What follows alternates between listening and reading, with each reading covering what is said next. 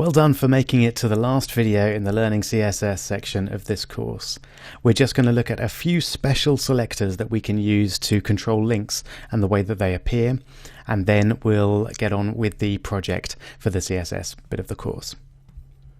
Okay, so let's get rid of this content that we have here and just have a simple link that will link to Google.com.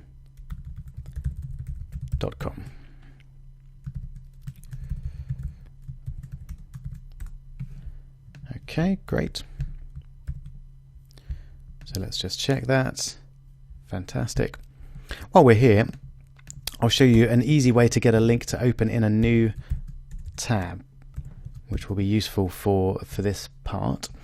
All we do is add an attribute to the link, which is target equals _blank.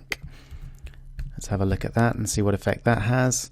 Google now opens up in a new tag, so that's quite nice if you've got some links on your website that you want to link to somewhere else that isn't within your website. It can be nice to open that in a new tab.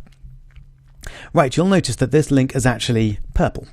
That's because I've been to the Google homepage before, and my browser knows that, and so it has given that link a particular property, particular color according to that.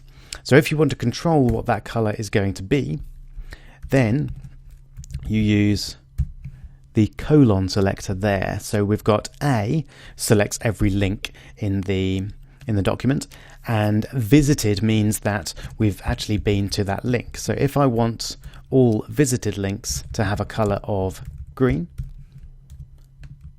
I can do that, and that link has now gone green.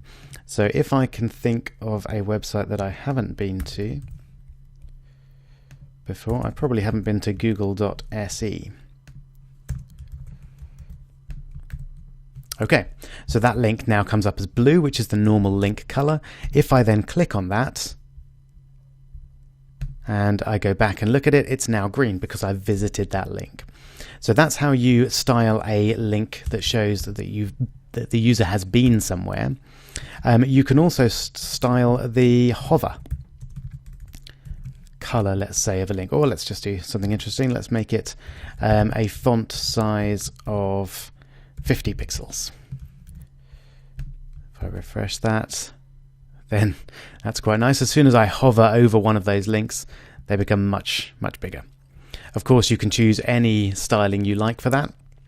A different color as usual, but you can change the font size, you could change the font decoration, anything you liked.